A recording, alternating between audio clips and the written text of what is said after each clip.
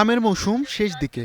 কিছু কিছু জাতের আম এখনও পাওয়া যাচ্ছে বাজারে। চাহিদা কমলেও এসব আমের সরবরাহ কম থাকায় দাম বেড়েছে অনেকটা। সাধারণত আমের মৌসুম থাকে ৫ মাস। মে থেকে শুরু হয় আমের আগমন। গোবিন্দভোগ, গোপালভোগ, ল্যাংড়া, আম্রপালি, হাড়িভাঙার মতো আম আসে পর্যায়ক্রমে। জুন জুলাইতে জমে বাজার, তবে আগস্টে কমতে থাকে আমের সরবরাহ।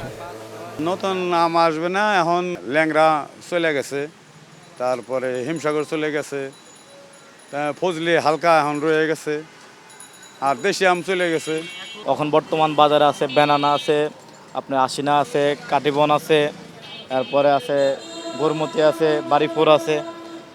আম শেষ সিজন আর থাকবে সপ্তাহ 10 দিন। এরপরে আপনার আশিনায় পাইব অ্যাভেলেবেল। আশিনার পরে কাটিবন যেটা ওটা পাওয়া যাবে। শেষ দিকে এসে বাজারে এখন পাওয়া যাচ্ছে ফজলি, আম্রপালি, আশিনা, বাড়িফোর, গরমতি ও ব্যানানা ম্যাঙ্গো। তবে চাহিদার শীর্ষে থাকা আম্রপালি এখন বাজার থেকে প্রায় উঠেই গেছে। বাজারে এখন যেসব আম মিলছে তার মধ্যে সবচেয়ে চড়া দাম আম্রপালির। প্রতি কেজি 220 থেকে 280 টাকা। ফজলি বিক্রি হচ্ছে 200 থেকে 250 টাকায়। বাড়িফোর জাতের আম উঠেছে 130 থেকে 170 টাকায়। আর তুলনামূলক কম দামে পাওয়া যাচ্ছে আশিনা, যার দাম 100 থেকে 120 টাকা। তো এখন আমের মধ্যে ভালো আম হলো আপনার এই ভারিফোর আর হলো কাঠিবন, এই দুটো আম এখন চলতেছে। অনেকজন আছে দাম বাড়ায় বিক্রি করবে, এর জন্য অনেকজন রাইখা দিচ্ছে অনেক আশায়।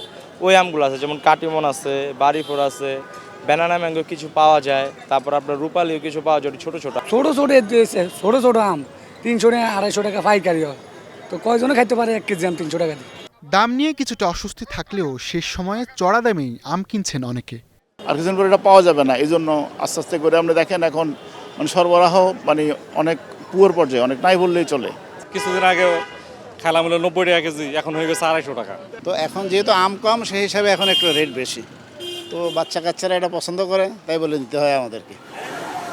রসালো ফল আম বিদায়ের পথে। শেষ সময় তাই স্বাদ ও সাধ্যের হিসাব মিলিয়ে কিছুটা কম পরিমাণ আমই কিনছেন রাজধানীর ক্রেতারা।